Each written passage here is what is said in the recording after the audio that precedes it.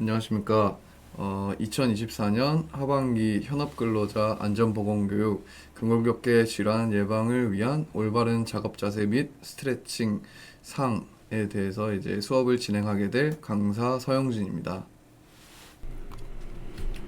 자, 오늘 목차입니다. 자, 첫 번째로 근골격계 질환이 무엇인지에 대해서 알아갈 거고, 그다음에 두 번째로 올바른 작업 자세는 무엇인지, 그리고 세 번째 근골격계 질환 예방, 스트레칭 및 운동에 대해서 알아갈 건데, 이번 1교시에서는 상체 스트레칭에 대해서만 알아가고 2교시 때 이제 하체 및 나머지 그 운동들에 대해서 알아가 보도록 하겠습니다.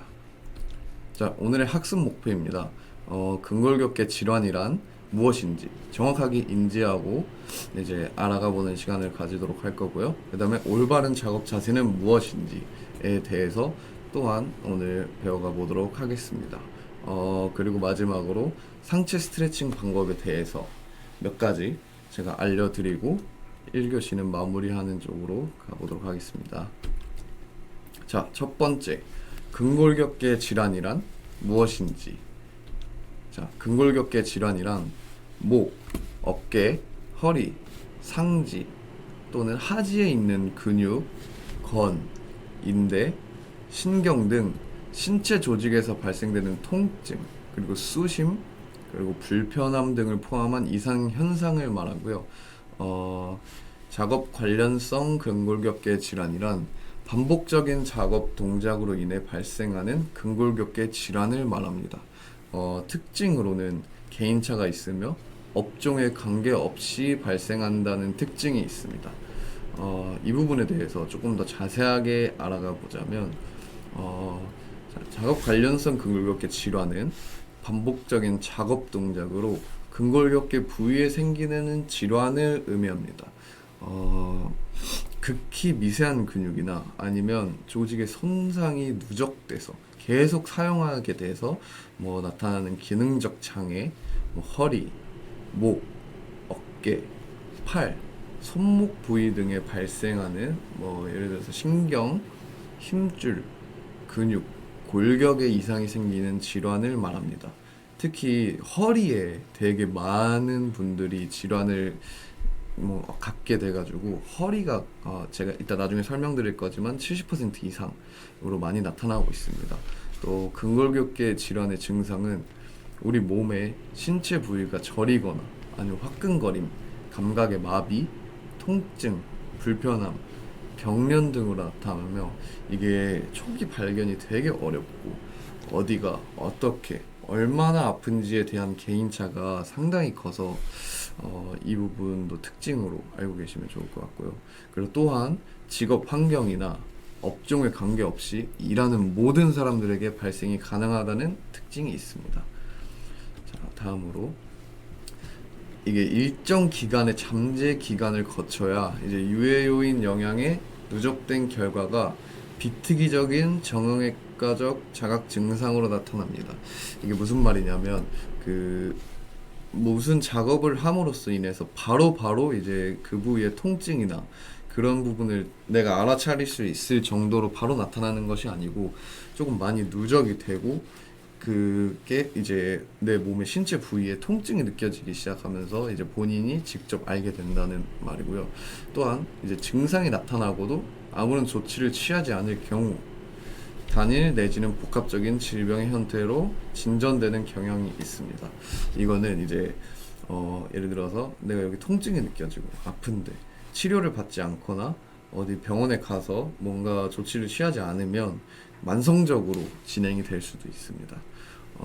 또 작업 자체가 갖는 위험성이 없어 보이는 정적인 작업도 다발하는 경향이 있습니다. 이게 무슨 말이냐면 그냥 사무직, 그냥 이렇게 앉아서 컴퓨터를 많이 하거나 아니면 운전을 오래 하신다든지 이런 위험성이 없어 보이는 그 작업들도 몸이 이제 많이 구부정해지거나 이렇게 펴지지 않고 그 상태로 많이 하게 되면은 이제 어깨나 승모근 쪽에서도 발생하는 경우가 있거든요. 이제 그런 걸 말하는 경우고요. 그다음에 유해 인자가 모호하고 복합적이어서 업무적 요인에 의해 발생된 것인지 평가가 비교적 어렵습니다. 이게 무슨 말이냐면 이제 진짜 작업으로 인해서 아니면 평소 이제 일하면서 업무적인 걸로 인해서 이 내가 질병을 갖게 된 것인지 아니면 평소 생활 습관에 의해서 발생한 것인지 이거를 정확히 판단하기가 조금 어렵습니다. 다음으로 작업 자세, 작업 방법 등 작업 환경의 측정 시 하나의 유해인자로 객관적인 평가가 어렵습니다. 이것 또한 비슷한 말입니다. 자, 다음으로 넘어가겠습니다. 자, 근골격계 질환의 원인입니다. 자, 근골격계 질환의 원인 무엇이냐? 무리한 힘, 그다음 반복 동작, 부적절한 자세, 휴식 부족 모든 걸 포함해서 근골격계 질환으로 나타납니다.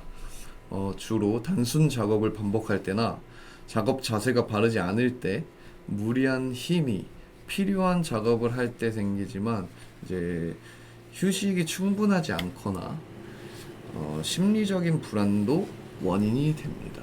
그렇기 때문에 자, 다음으로 주요 발생 원인 요인을 한번 보겠습니다.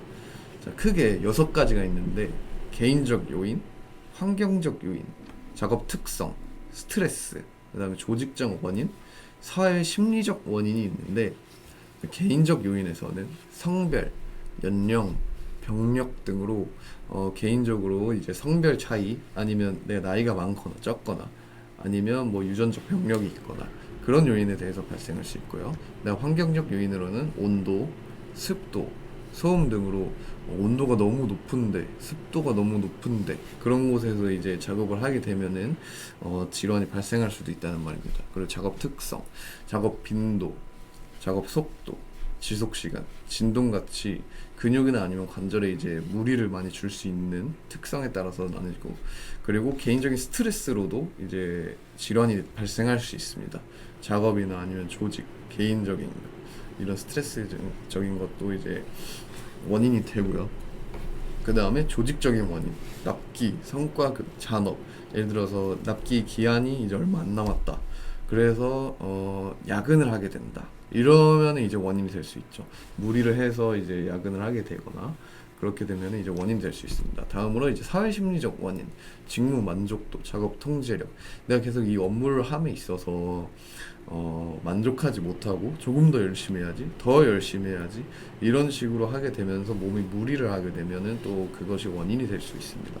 이런 총 6가지의 모든 이제 요인들이 합쳐져서 근골격계 질환이 발생한다고 볼 수 있습니다.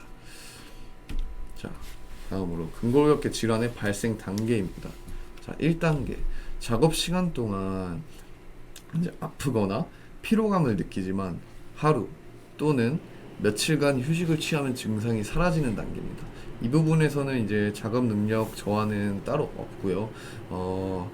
이제 몸 상태만 크게 문제가 없다면 치료를 받거나 할 그 정도까지는 아니고 이제 본인 스스로 이제 우리 몸이 잠을 자면서 이제 회복을 할 수 있는 정도입니다. 다음으로 이제 2단계 증상이 작업 시간 초기부터 발생하며 하룻밤이 지나도 통증이 지속되고 그리고 통증으로 인해서 수면을 방해받고 이런 증상이 몇 달간 지속되는 게 2단계입니다. 이 경우에는 이제 작업 수행의 능력이 저하가 되고요. 자, 이 정도 단계까지 오면은 병원 가서 치료를 받는 것을 권장을 드리고 있습니다. 이게 계속 이제 지속되다 보면 만성적으로 이제 평생 질병을 가져가게 될 수가 있기 때문에 조기에 통증이 느껴지거나 이런 경우에는 최대한 빨리 병원에 가셔서 치료를 받는 것을 권장드리고 있습니다. 자, 3단계입니다. 휴식을 취할 때도 통증을 느끼며 반복되는 움직임이 없을 때도 통증이 지속되고 이러한 상태가 수년간 지속된 상태를 말합니다. 이러한 경우는 가벼운 작업에도 통증이 발생하고요. 이 단계까지 오면 사실 만성적으로 진행이 됐다고 볼 수가 있기 때문에 치료는 이미 무조건 받으셔야 되고 심해진 경우 이제 뭐 시술이나 아니면 수술까지 받아야 되는 상태가 될 수도 있습니다. 자, 1, 2, 3단계 이거 되게 기억해 주시고 본인이 어떤 단계에 있는지 판단할 수 있는데 이제 도움이 되셨으면 좋겠습니다. 자, 다음으로 자, 신체 부위별 근골격계 질환에 대해서 알아보도록 하겠습니다. 첫 번째, 근막통 증후군입니다. 원인은 목이나 어깨를 과다 사용하거나 굽힘의 자세에 의해서 나타나고요. 증상은 목이나 어깨 부위 또는 여러 다양한 부위들도 있는데 근육의 통증 및 움직임 둔화가 나타납니다. 자, 다음으로 요통. 원인으로는 이제 중량물 인양 및 옮기는 자세, 허리를 비틀거나 구부리는 자세 등에서 발생을 하며 증상으로는 이제 추간판 탈출로 인한 신경 압박, 그러니까 이제 디스크라고 하죠. 그리고 및 허리 부위에 염자가 발생하여 통증 및 감각 마비로 나타날 수 있습니다. 자, 다음으로 수근관 증후군이라는 게 있는데 원인으로는 이제 반복적이고 지속적인 손목의 압박 및 굽힘 자세가 나타날 때 나타나면서 증상으로는 손가락의 저림 및 감각 저하가 나타날 수 있습니다. 그리고 뇌외상 가염이라고, 이게 테니스 엘보라고도 많이 불리고 골프 엘보로도 많이 불리는데 원인으로는 과다한 손목 및 손가락의 동작으로 인해서 나타나며 팔꿈치 부분에서 이제 뇌외측의 통증이 나타나게 됩니다. 다음으로 이제 수완 진동 증후군이라는 게 있는데 원인으로는 진동 공구 사용, 드릴이나 아니면 큰 현장 같은 데서 이제 자주 사용하는 공장 같은 경우에서는 이런 수완 진동 증후군도 많이 나타나고요. 증상으로는 손가락의 혈관 수축, 감각 마비, 하얗게 변하는 백지증 같은 것이 나타날 수 있습니다. 자, 질환 중에서 가장 흔한 근막 통증 증후군에 대해서 한번 알아가 보도록 하겠습니다. 자, 근막 통증 증후군이란 근막의 통증 유발점이 발생해서 통증과 연관통, 운동 제한 등의 증상이 발생되는 질환을 말하며 쉽게 말해서 이제 근육이 뭉쳤다, 아니면 여기 누르는데 아프다, 근육 쪽에서, 아니면은 너무 뻐근하고 뻑뻑해서 팔이 잘 올라가지 않는다든지, 아니면 걷는데 불편함이 있다든지, 이런 모든 질환이 이제 근막 통증 증후군이라고 볼 수 있습니다. 자, 근막 통증 증후군 주요 호발 부위에 대해서 말씀드리겠습니다. 제가 이제 빨간색으로 표시되어 있는 부분이 이제 통증 유발점이고요. 보시면 이제 목, 그 다음에 앞쪽, 그 다음에 팔꿈치, 그 다음에 뒷목, 그 다음에 승모 근육, 그 다음에 등 상부, 그리고 이제 허리 아래쪽, 아니면 골반, 무릎 같은 부위가 이제 주요 호발 부위고요. 자, 다음으로 가보겠습니다. 자, 근막 통증 증후군의 원인으로 외상으로 인한 근육 손상, 예를 들어서 교통사고, 아니면 떨어지는 낙상, 아니면 축구를 한다든지, 아니면 즐기시는 취미에서 스포츠 손상, 아니면 직업 관련된 손상, 직업 관련된 손상이 아마 가장 크지 않을까 싶은데 이러한 외상으로 인한 근육 손상이 있고요. 그 다음에 반복적인 동작에 의해 유발되는 근육 염좌, 예를 들어서 운동, 아니면 작업, 아니면 가사 일 등 반복적인 부분에서 이제 근육 염좌 같은 것들이 발생하면 그게 근막 통증 증후군의 원인이 되고요. 또한 이제 컴퓨터, 스마트폰을 오랜 시간 잘못된 자세로 사용한 경우, 이제 잘못된 자세를 하게 되면은 앞에 이제 어깨가 말리고 등이 이제 굽어지면서 목이 앞으로 나가게 되면서 또 이제 다른 근육들이 단축되고 그 중요한 근육들은 이완 늘어나면서 이제 근막 통증 증후군의 원인으로 볼 수 있고, 그 다음에 과도한 스트레스 또한 이제 원인이 될 수 있습니다. 다음으로 근막 통증 증후군의 증상으로 통증이 시작되는 부위에 압박을 가하면 통증이 더 심해짐이라고 나오는데, 이게 무슨 말이냐면 내가 어깨가 아픈데 어깨 부분에 이제 눌러보면 이러면서 더 오히려 더 아프다든지, 아니면 너무 저려서 움직일 수가, 어깨가 안 올라가든지, 이런 거를 말하는 거고요. 주변 다른 부위에도 연관통이나 저림감이 나타날 수 있습니다. 예를 들어서 목이 아픈데 이렇게 이어지면서 어깨까지 저린다든지, 이런 경우를 말하는 거고요. 주로 등에 만성적인 근육통이 발생하고 긴장성 두통도 발생하고요. 척추 주변 근육의 통증으로도 나타날 수 있고, 그 다음에 증상이 심해지면 수면 장애로 발전해서 잠을 자는데도 통증이 느껴져서 쉽게 수면을 이루지 못하고, 잠을 못 자게 되면은 피로가 쌓여서 몸이 회복되는 시간도 줄고 결국 이제 악순환이 되는 거라고 볼 수 있습니다. 자, 다음으로 통증 유발점. 이제 근육의 이제 단면도를 제가 이제 사진으로 가져온 건데요. 보시면 통증 유발점 이제 스트레스 포인트라고 하거나 아니면 뭐 트리거 포인트라고도 하는데, 보통 인대랑 이제 근육에 이제 시작되는 부분에 많이 발생을 합니다. 이 많이 사용하다 보면은 근육보다는 이제 인대에 부담이 더 많이 가기 때문에, 예를 들어 손을 많이 사용하게 되면 막 손가락 인대가 아픈다든지 이런 경우를 말씀드리는 거고요. 다음으로 넘어가 보도록 하겠습니다.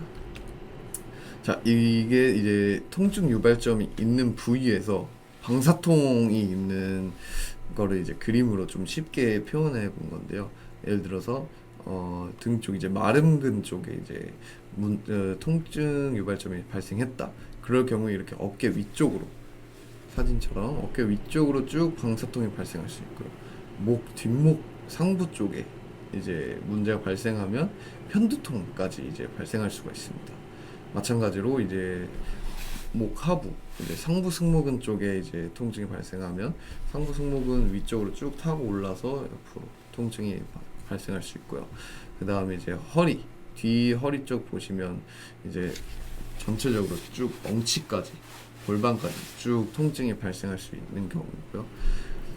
마찬가지로 다른 사진들도 옆으로 쭉 보시면은 통증 유발점으로 인해서 다른 근육, 엉덩이 근육 아니면 엉덩이 아래까지, 뒤에 허벅지까지 아니면 허리 옆이라든지 쭉 이렇게 통증의 방사통이 발생할 수 있는 거를 그림으로 쉽게 표현해 드린 겁니다. 자, 다음으로 근막통증 증후군 자가 진단법입니다. 이걸 보시고 스스로 약간 좀 판단을 해보셨으면 좋겠습니다. 특별한 질환 없이 목, 허리 등 근육이 뻐근한 느낌이 지속된다.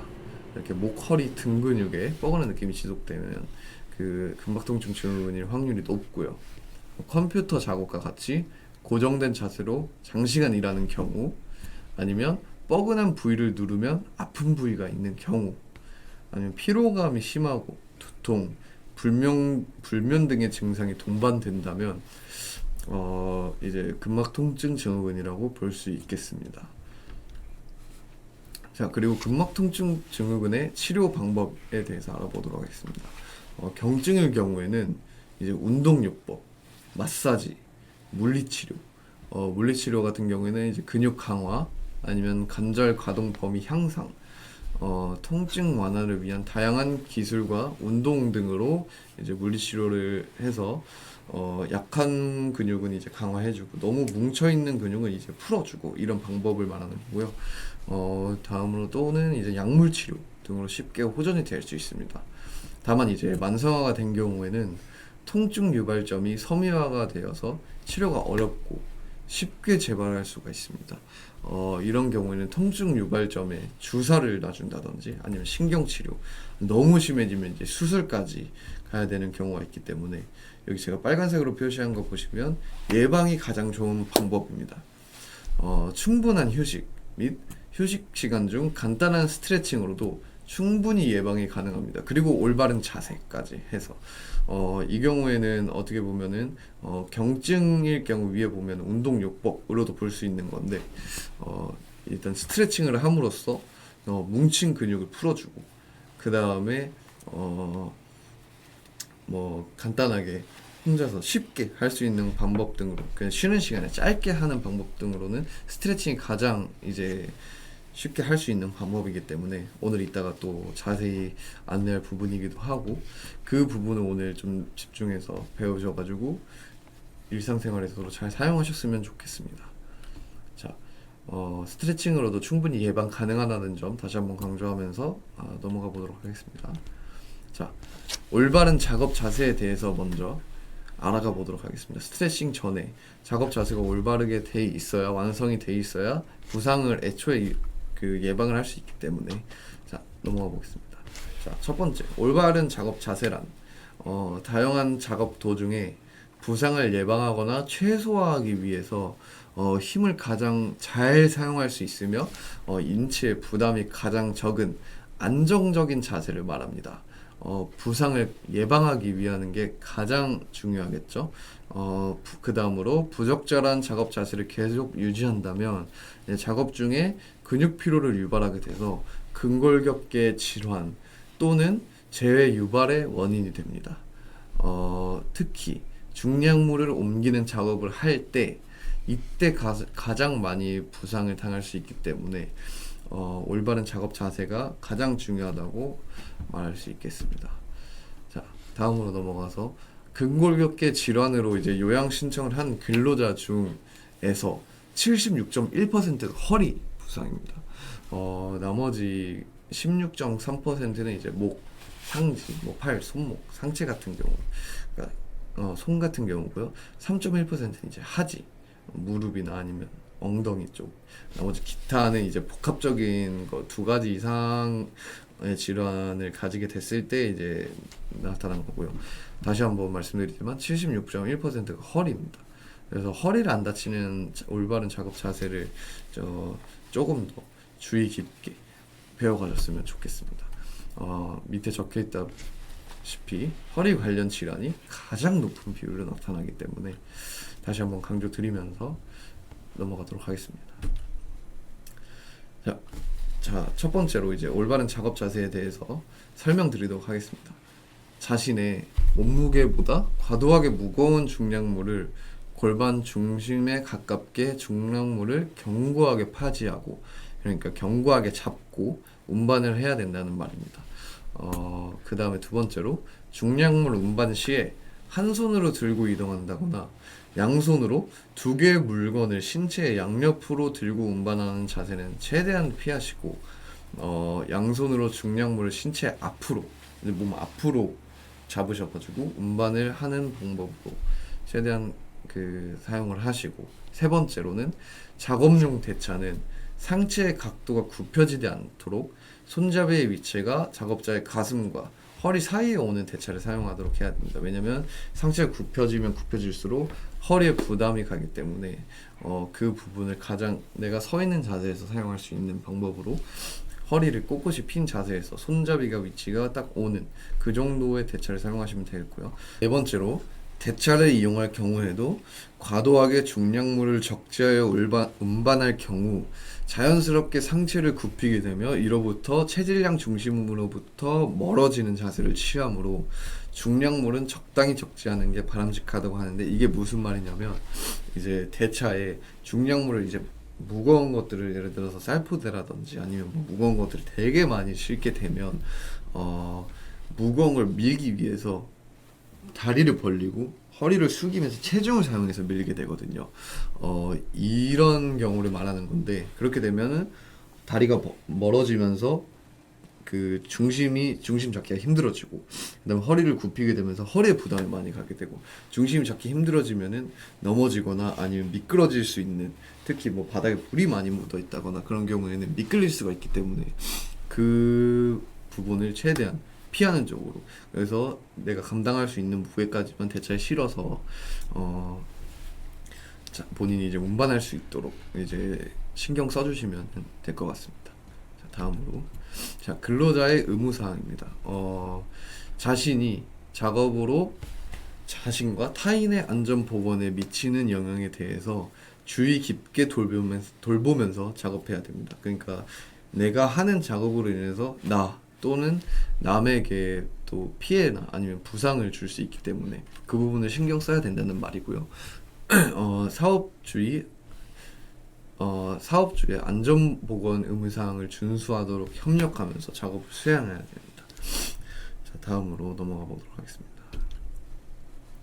자, 제가 사진을 몇 가지 가져왔는데요.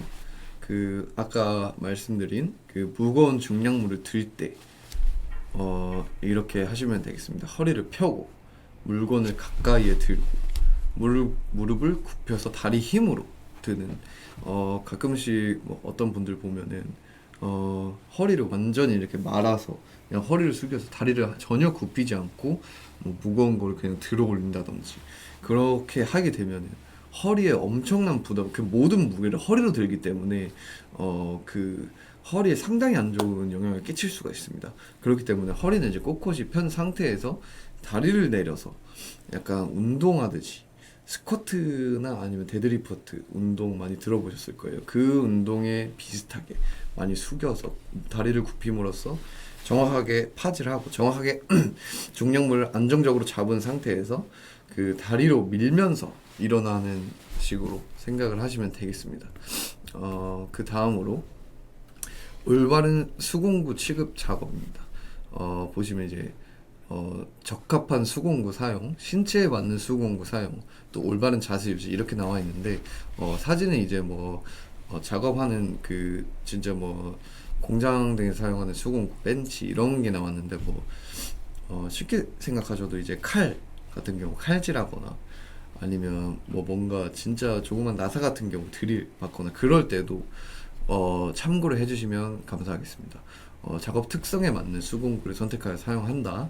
그 다음에 신체에 무리를 주지 않도록 적절한 수공구를 선택한다. 그리고 세 번째로 수공구를 사용하는 작업 시 불편한 자세를 지향한다. 이렇게 하나, 둘, 세 가지 이제 기억해 주시면은 좋겠고요.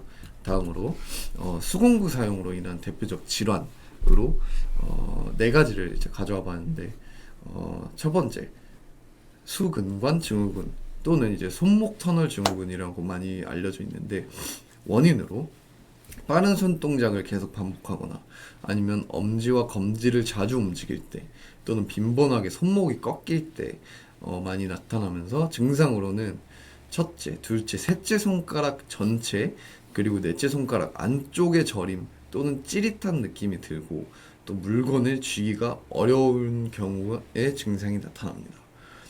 두 번째로 건초염이라고 하는데 원인으로는 반복 작업 또는 힘든 작업을 할 때 오랫동안 손을 사용할 때 나타나고 증상으로는 인대나 인대를 둘러싼 건초 그러니까 건막이 부은 경우 붓고 그 다음에 손이나 팔이 붓고 이렇게 손으로 눌러봤을 때 통증이 발생하면 건초염이라고 볼 수 있겠습니다. 다음으로 득회루병 건초염이라고 하는데 원인으로는 물건을 자주 짚는 작업을 할 때 또는 손목을 자주 비틀 때 반복 작업, 힘든 작업을 할 때 나타나면서 증상으로는 엄지손가락 부분에 통증이 나타나고 손목이나 엄지손가락이 붓거나 아니면 움직임이 힘든 경우가 있습니다. 다음으로 방아쇠 손가락이라는 질환인데 원인으로는 수공구에 방아쇠를 자주 사용할 때 또는 반복 작업, 힘든 작업을 할 때 아니면 충격, 진동이 심한 작업을 할 때 나타나며 증상으로는 손가락이 굽어져서 움직이기가 어렵습니다. 그리고 손가락 첫째 마디, 꼭 첫째 마디뿐만이 아니고 다른 마디에서 움직일 때 손가락을 움직일 때 딱 하는 느낌이 든다면 이제 방아쇠 손가락 증후군이라고 볼 수 있겠습니다. 아까 말씀드렸지만 수공구뿐만이 아니고 칼질을 오래 하거나 가끔씩 이제 지인분들 중에 칼질을 오래 하시는 직업을 가지신 분들 보면은 대부분 이제 이러한 질환들을 가지게 돼서 오시거든요. 그렇기 때문에 본인이 이제 이런 증상 등을 확인해 보셔가지고 이러한 질환이 나타나면은 최대한 빨리 가서 만성적으로 가기 전에 치료를 받으시는 것을 추천드리고 있습니다. 자, 다음으로 이제 주요 발생 원인에 대해서 보겠습니다. 방금 아까 질환들의 주요 발생 원인으로 무거운 공구를 지지대 없이 계속 들고 있음. 두 번째로 손목을 비틀거나 굽힘, 뒤로 젖히는 자세 반복. 세 번째로 날카로운 수공구에 신체가 눌리는 자세가 반복되거나 아니면 공구 사용 시 발생하는 진동과 소음에 장시간 노출되거나 아니면 추운 작업 장소 등에서 신체에 부담을 주는 수공구 작업을 장시간 실시하거나 아니면 수공구를 사용하지 않고 손으로 작업하거나 이러한 원인들이 있는데 원인들은 훨씬 더 다양하기 때문에 요거는 그냥 참고만 해주셨으면 좋겠고 정말 다양한 원인들이 있다는 걸 알아주셨으면 좋겠습니다. 다음으로 이제 안전수칙 알려드리겠습니다. 첫 번째, 작업 자세 바꾸기. 작업을 할 때 손목 굽힘, 비틀림, 어깨가 이렇게 들린다거나 부적절한 작업 자세를 취하지 않도록 중간중간에 이제 신경을 많이 써주시고, 내 자세가 잘못됐다고 느껴지면 이렇게 뭐 펜을 사용하거나 아니면 다른 여러 가지 도구들을 사용할 때 보통 막 이렇게 어깨가 한쪽으로 들리거나 자세가 틀어지지 않습니까? 그럴 때 올바른 자세를 잡도록 본인 스스로가 이제 인지를 하셨으면 좋겠고, 그런 부분들을 이제 강조해 주는 거고, 그다음에 두 번째로 작업 바꾸기. 한 가지 동일 작업을 장시간 지속하게 되면은 동일 근육에 이제 계속 한 근육에 통증 심해지면 이제 장애까지 발생하기 때문에 통증 관리가 발생하기 전에 순환 작업을 하는 등 이제 뭐 관리가 상황에 따라서 어려울 수도 있겠지만 최대한 이제 한 가지 작업만 반복하기보다는 여러 가지 작업을 좀 다양한 근육을 사용해 주는 쪽으로 갔으면 좋겠고요. 그 다음에 작업 방향 바꾸기, 손목을 굽히거나 비틀지 않고 똑바른 자세를 취할 수 있도록 작업 방향을 조정한다는 말인데, 이 세 가지 모두 어떻게 보면 올바른 자세를 작업을 하면서 항상 유지를 해야 된다는 말을 좀 강조하고 있는 부분입니다. 다음으로 스트레칭에 대해서 알아가 보도록 하겠습니다. 먼저 이제 오늘 1교시는 상체 스트레칭에 대해서만 알아갈 건데, 그 전에 이제 스트레칭이란 무엇인지, 스트레칭의 장단점 이런 거에 대해서 좀 알아가 보도록 하겠습니다. 자, 스트레칭의 정의에 대해서 먼저 말씀드리도록 하겠습니다. 자, 스트레칭은 특정 근육 및 힘줄이나 골격의 관절을 의도적으로 구부리거나 늘려서 긴장 또는 이완시키고 근육의 회복 탄력성을 향상시키는 신체 운동의 한 형태를 말합니다. 크게 정적 스트레칭이랑 동적 스트레칭으로 나뉘는데, 정적 스트레칭은 느리고 일정한 속도로 스트레칭을 하는 것으로 약 15초에서 30초 정도의 시간 동안 일정한 자세로 근육을 최대로 늘리는 동작들을 말하며, 보통 정적 스트레칭은 크게 상관은 없는데 운동 후에 해주는 것이 가장 좋다고 보고 있습니다. 우리가 흔히 알고 있는 다리를 쭉 늘린 상태로 쭉 유지를 하는 이런 스트레칭 같은 경우를 말하고, 하기도 쉽고, 그 다음에 배워가면은 머리 기억도 쉽게 남기 때문에 가장 많이 하는 스트레칭이고요. 다음으로 동적 스트레칭. 동작에 반복 동작 없이 빠른 동작으로 스트레칭 하는 것으로 양발을 번갈아가며 앞으로 굽혀 걷거나 아니면 무릎을 살짝 굽혀 가슴에 닿을 정도로 올리며 걷는 등의 동작 등, 예를 들어서 무릎을 높이 차올리는 그 행동을 반복을 한다든지, 아니면 저희 완전 옛날에 이제 국민체조 이런 거 있지 않습니까? 국민체조 같은 게 동적 스트레칭이라고 보시면 될 것 같습니다.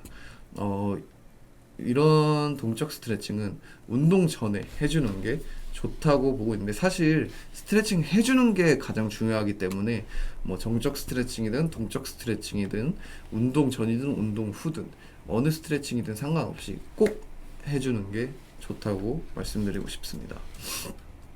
다음으로 스트레칭의 효과에 대해서 알아보도록 하겠습니다. 자, 첫 번째, 긴장된 근육 이완, 그리고 두 번째, 신진대사의 활성화, 그리고 세 번째, 혈액의 흐름 촉진, 그리고 네 번째, 근육의 탄력성 증가, 그리고 다섯 번째로 근육의 피로를 줄여 회복을 촉진한다고 이제 다섯 가지가 있는데, 제가 빨간색으로 표시한 긴장된 근육의 이완, 그 다음에 근육의 피로를 줄여 회복을 촉진한다, 이 두 가지가 가장 중요하다고 보시면 되겠습니다. 저희 이제 강의 주제에도 맞는 부분이고요. 예를 들어서 작업을 오래 할 때 긴장된 근육이 생기지 않습니까? 그럴 때 쉬는 시간마다 스트레칭을 해주면 긴장된 근육이 이완이 되고요. 그 다음에 계속 사용해서 계속 뭉친 근육들을 피로를 줄여주고 스트레칭을 함으로써 회복을 촉진시키는 그런 그 두 가지의 효과가 가장 중요하다고 보시면 되겠습니다. 신진대사의 활성화 같은 경우에는 몸을 움직임으로써 이제 뭐 혈액순환이라든지, 세 번째 적혀있는 혈액의 흐름 촉진 이런 같은 경우 같은 걸로 볼 수 있고요. 그 다음에 계속 사용해주면 뭉쳐있던 근육이, 단단했던 근육이 풀어지면서 근육의 탄력성 또한 증가해서 작업을 하거나 아니면은 뭐 잘 안 되던 뭐 예를 들어서 구부리거나 팔이 안 올라가거나 다리가 쭉 안 펴진다든지 이런 자세들도 나중에는 이제 근육이 유연해지면서 가능하게 됩니다. 여기서는 이제 첫 번째랑 다섯 번째 빨간색으로 표시한 부분을 다시 한번 강조하면서 넘어가도록 하겠습니다. 자, 이제 이번 시간 메인 상체 스트레칭에 대해서 알아가 보도록 하겠습니다. 상체 스트레칭에 대해서 이제 설명해 드리는데 모든 스트레칭은 8초에서 길어도 10초까지 유지해 주는 걸로 이제 인지를 해 주시고 저랑 같이 한번 보시면 되겠습니다. 먼저 사진으로 제가 설명을 드리면서 다음에 이제 영상도 한번 보도록 하겠습니다. 사진 먼저 설명드리면, 자, 목 스트레칭입니다. 깍지를 껴서 첫 번째 사진 보시면 뒤통수 쪽에서 꾹 눌러줍니다. 그리고 두 번째 사진, 이제 목 위로 올릴 때 깍지 낀 상태로 이제 엄지를 사용해서 턱을 위로 쭉 늘려줍니다. 그 다음에 반대쪽, 이제 양쪽 사이드를 할 때는 옆통수를 반대 손으로 잡고 당겨오면서 목이 늘어나는 느낌을 느끼시면 되는데, 여기서 주의하실 점이 목이 늘어날 때 너무 압박감이 느껴지지 않고 그냥 조금 근육이 늘어난다 라고 느껴질 정도까지만 해주시면 됩니다. 자, 다음으로 반대쪽도 마찬가지고요. 다음으로 이제 어깨, 팔 이제 스트레칭인데, 이 동작에서 하실 때 주의하실 점이, 이 반대쪽 고정해주는 팔 있지 않습니까? 그 팔이 팔꿈치 쪽까지 눌러줘야 돼요. 왜냐하면 팔꿈치까지 안 가고 여기까지만 가면은 스트레칭을 할 때 이렇게 몸이 안으로 들어가 버립니다. 몸 안으로 들어가 버려서 확실히 고정을 못 해주기 때문에 팔꿈치에 정확하게 팔로 지지를 해주고 손가락까지 펴주면서 쭉 어깨 뒤쪽의 스트레칭을 느끼면서 고개는 반대쪽으로 돌려주면은 조금 더 이제 최대한 늘어나는 느낌이 드실 거예요. 반대쪽도 마찬가지로 해주시면 됩니다. 자, 다음으로 이번에는 약간 옆구리보다는 약간 광배, 등, 상부 쪽, 옆쪽을 이제 스트레칭 해주는 건데요. 팔을 정확히 머리 위쪽으로 정확히 올린 다음에 손목, 아니면 뭐 잘 안 잡히시면은 뭐 손을 잡으셔도 되고, 더 잡히시면은 더 안쪽까지 잡으셔도 됩니다. 잡으신 상태로 옆으로 쭉 늘려줍니다. 이 늘리실 때 옆구리가 이제 쭉 늘어나는 느낌을 느끼시면서 옆구리보다 조금 더 광배 근육 쪽으로 등 근육이 늘어나는 걸 느끼시면은 좋겠고요. 자, 다음으로 자, 이제 팔, 그 다음에 전완, 그 다음에 이두 스트레칭입니다. 이 하실 때 손을 이제 트위스트 하듯이 계속 이렇게 반복적으로 이렇게 해주셔도 되고, 아니면 제가 사진처럼 보이는 자세로 8초 정도 유지를 해주셔도 됩니다. 하실 때 고개는 항상 반대쪽으로 이제 손바닥을 보는 쪽으로 향하시고, 그 다음에 하실 때 전완이랑 이두 쪽에 쫙 늘어나는 느낌을 직접 느끼시면서 하시면 되겠습니다. 자, 다음으로 손목, 발목 스트레칭입니다. 손목, 발목 스트레칭 이거 하실 때 이제 뭐 수근구를 많이 사용하시거나 아니면 뭐 칼질 등 아니면 작은 이제 소도구들을 많이 사용하시는 분들, 이거 하시면 진짜 개운하게 느끼실 건데, 뭐 사진에서 보다시피 손목을 아래쪽 그리고 위쪽으로 쭉 늘려주시면 이 안쪽 이제 전완 쪽에 이제 인대나 근육들이 쫙 늘어나면서 엄청 편함을 느끼실 거예요. 마찬가지로 발목은 그냥 간단하게 돌리면서 풀어주시면 되시고, 다음으로 허리, 이제 이렇게 쭉 내려가는, 첫 번째 사진처럼 쭉 내려가는 경우도 좋고, 이렇게 하실 때 허리 그리고 뭐 뒤에 허벅지까지 이제 늘어나는 게 느끼시면은 더 좋을 것 같습니다. 이렇게 쭉 내려갈 수 있는 만큼만 내려가셔도 되시고, 굳이 땅이 안 닿으셔도 되세요. 이렇게만 해도 충분히 스트레칭, 내 근육의 한계에서 최대한 스트레칭을 할 수 있는 거기 때문에 무리하시지 않으시고 그냥 편안하게, 그냥 너무 아프지 않을 정도까지만 내려주시면 됩니다. 자, 마찬가지로 앞쪽 근육을 전체적으로 늘려줄 때도 이런 식으로 쭉 늘리시되 뭔가 넘어갈 것 같다, 아니면 내 체중보다 더 이렇게 뒤로 넘어갈 것 같은데까지 안 가셔도 됩니다. 그냥 앞쪽 근육이 늘어난다, 이 정도면 시원하다까지만 하셔도 충분하십니다. 이 옆구리도 이렇게 그냥 쭉 늘려주고 8초 정도 유지해주시고, 반대쪽도 마찬가지로 해주시면 되겠습니다. 자, 그 다음에 이 스트레칭 정말 좋은 스트레칭인데요. 제가 이제 가르쳐 주시는 이제 회원분들 이거를 배우시고 진짜 가장 좋다고 항상 말씀하시는 스트레칭인데 어떻게 하는 거냐면 손바닥을 처음에 위로 보게 하신 상태에서 옆으로 벌려줍니다.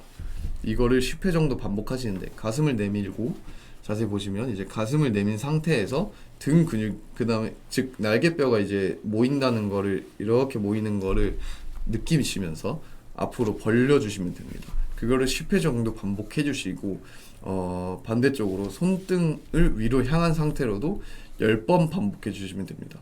이것만 자주 이거 하는데 한 10초, 20초도 안 걸리는데 이것만 해주셔도 그 자세 바로 잡고 그다음 등 쪽이랑 가슴 쪽에 엄청 개운함을 느끼실 수 있고요. 그 다음으로 마찬가지로 만세를 하고 만세한 자세에서 팔꿈치를 내리실 건데 이 내리실 때 가슴을 앞으로 내밀면서 팔꿈치끼리 서로 뒤로 닿는다 라고 생각하시면서 하시면은 등 전체적으로 이제 수축이 딱 느껴지면서 가슴이 자연스럽게 앞으로 나가게 되고 그 상태에서 모든 그 등 하부 쪽에 수축을 느끼게 되면서 10번 정도 반복을 해주시면은 아까 그 운동이랑 이 운동이랑 합쳐서 1분도 안 걸리는데 이것만 해주셔도 허리랑 전체적인 그 등 허리 쪽 그 개운함을 느끼실 수 있을 겁니다. 이 운동은 정말 추천하기 때문에 쉬는 시간 날 때마다 해주시면은 아주 좋으실 겁니다. 다음으로 목이랑 그 앞쪽 가슴 그 다음에 전체적으로 쭉 늘려주시면서 손을 뒤로 깍지를 껴서 쭉 늘려주시되 이제 각각 개인마다 개인 차로 인해서 조금 더 늘어나시는 분들도 계시고 아니면 저보다 더 안 늘어나시는 분들도 계시는데 이제 요거는 하시면서 이제 본인이 이제 느껴지기만 하면 됩니다. 그 늘어진 근육이 늘어나는 느낌이. 그 다음에 요 다음 운동은 마찬가지로 등 상부 쪽 스트레칭 운동인데 깍지를 낀 상태에서 머리를 앞으로 숙이면서 손을 최대한 멀리 뻗는다라고 생각하시면서 앞으로 쭉 늘려주시면 되겠습니다. 자, 다음으로 이 경우에는 이제 집에 가시거나 아니면은 뭐 휴게실 같은 데서 시간 나실 때 점심시간이나 뭐 그럴 때 왜냐면 바닥에서 하는 운동이기 때문에 평소에 이제 쉬는 시간대는 잠깐 짬날 때 하기에는 좀 어려우실 것 같고 휴게실이나 아니면은 뭐 점심시간 같은 아니면 집에 가셔서 하시면 좋을 것 같은 운동입니다. 어깨 뒤쪽 그리고 등 상부 쪽을 늘리는데 가장 좋은 스트레칭인데 팔을 사진처럼 오른 대각선 위쪽으로 쭉 보내주신 상태에서 머리를 그 반대 방향으로 보내면서 체중을 사용해서 근육을 쭉 늘려주는 방법입니다. 사진에서 보다시피 왼쪽, 오른쪽 이런 식으로 시행해 주시면 되겠습니다. 자, 정리를 하기 전에 그 전체적인 스트레칭 제가 자세하게 설명해 드렸으니까 영상을 한번 시청하시도록 하겠습니다. 자, 영상 같이 보시면서 제가 설명 한번 드리도록 하겠습니다. 자, 먼저 목 스트레칭입니다. 깍지를 끼고 목을 위로 쭉 늘리면서 8가지 세주시면 되겠습니다.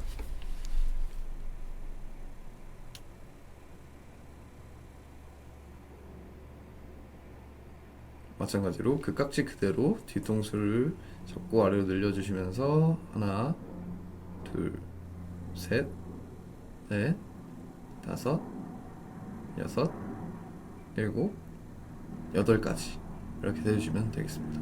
다음으로 목 옆을 잡고 쭉 당기면서 하나, 둘, 셋, 넷, 다섯, 여섯, 일곱, 8 그리고 반대로 넘어가셔서 쭉 당기면서 하나, 둘, 셋, 넷, 다섯, 여섯, 일곱, 8 이렇게 해주시면 되겠습니다. 그 다음에 목 앞쪽, 그 다음에 목 뒤쪽 여기를 스트레칭하기 위해서 고개를 살짝 아래로 낮추시고 쭉 내리시면은 목 뒤쪽 근육에 이제 스트레칭 되는 게 느껴지실 거예요. 자, 이 같은 경우에도 이제 반대쪽으로 턱을 들어주시면 앞쪽에 스트레칭이 되기 때문에 이 운동이랑 이 운동이랑 같이 해주시면 더욱 좋을 것 같습니다. 마찬가지로 반대쪽도 쭉 늘리시고 이렇게 늘리시면 앞쪽 목 앞쪽 근육, 목 뒤쪽 근육 전체적으로 스트레칭이 느껴질 거예요.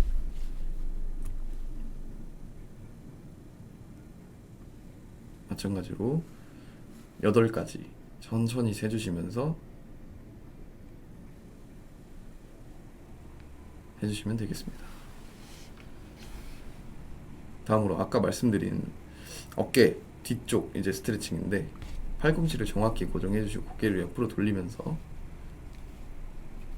숫자 세주시면 되겠습니다. 하실 때 손바닥을 피셔도 되고 주먹을 꽉 쥐셔도 되는데 중요한 부분은 이제 정확히 팔꿈치에 고정을 해주시는 거.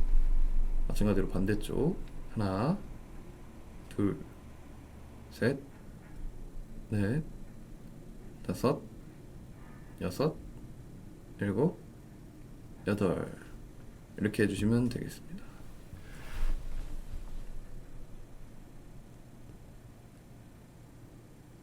다음으로 등, 상부, 광배 쪽이 늘어나는 걸 느끼시면서 옆으로 쭉 늘리시면 됩니다.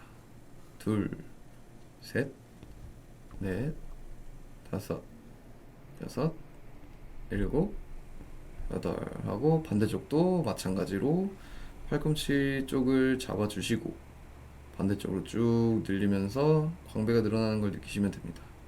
둘, 셋, 넷, 다섯, 여섯, 일곱, 여덟 이렇게 해주시고 자 다음 운동으로 팔꿈치를 정확히 아까 말씀드린 가장 좋은 운동입니다. 팔꿈치를 정확히 내 몸 옆에 붙여주시고 가슴을 내밀고 정확히 90도 각도를 유지하면서 뒤로 팔꿈치를 뒤로 외회전 시켜주면 손을 밖으로 돌려주고 마찬가지로 손등도 위로 향하게 해서 10번 해주시면 됩니다.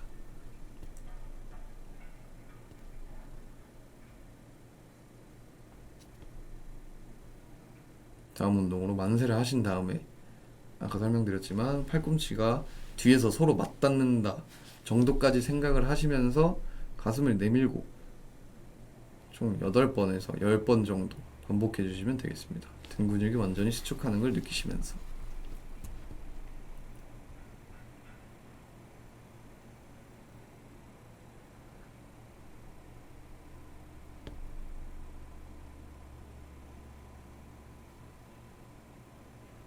자 다음으로 깍지를 끼시고 고개를 들면서 앞으로 쭉 뻗어 주실게요. 이것 또한 8초 세주시면서 상체 전면 근육이 이제 스트레칭이 되는 걸 느끼시면 됩니다. 반대로 깍지 끼시고 최대한 손을 앞으로 쭉 뻗어 주시는 겁니다. 최대한 멀리 보낸다는 느낌으로 셋, 넷, 다섯, 여섯, 일곱, 여덟 이렇게 8가지 쫙 세주시고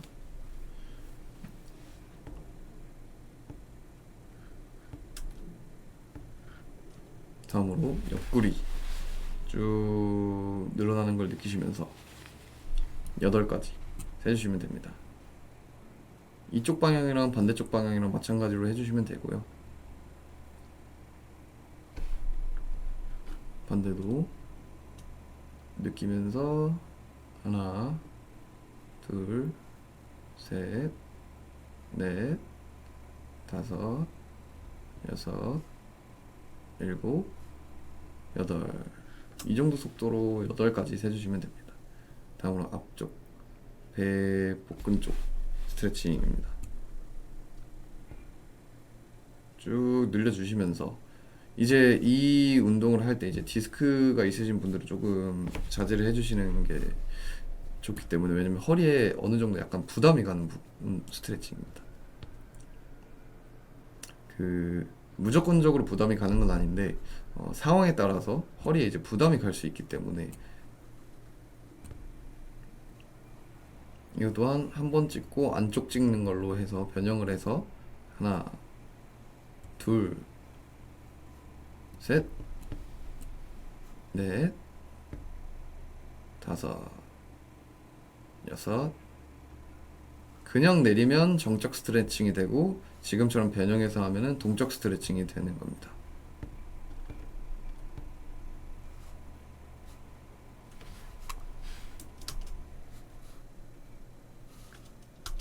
자, 다음으로 이두, 그 다음에 전환 스트레칭 보실게요. 하실 때 아까 말씀드린 것처럼 이렇게 쭉 유지를 하고 계셔도 되시고 이렇게 트위스트 되는 거를 여러 번 반복하셔도 됩니다.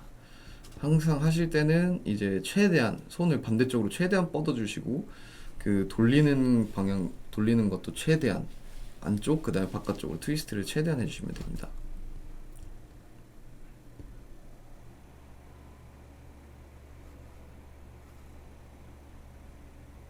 자, 아까 말씀드린 이제 등이랑 그 다음에 어깨 쪽 스트레칭을 하는 운동인데 하실 때 무릎 꿇고 그 다음에 몸의 체중을 왼쪽으로 넘긴다고 생각하시면서 반대쪽으로 할 때는 대각선으로 또 손을 반대쪽으로 뻗어주고 머리를 오른쪽으로 넘기면서 몸의 체중으로 근육을 늘려준다고 생각하시면 되겠습니다.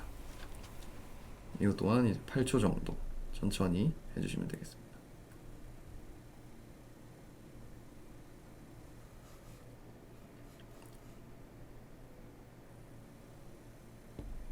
자, 이제 손목이랑 발목 보여드리겠습니다.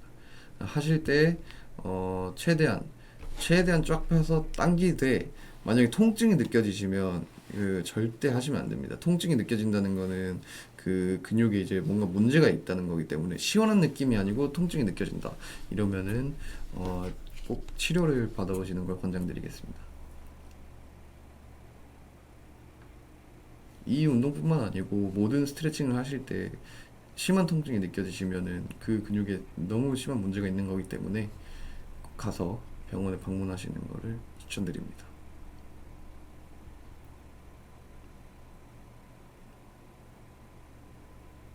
마찬가지로 8초 정도 유지해 주시고요.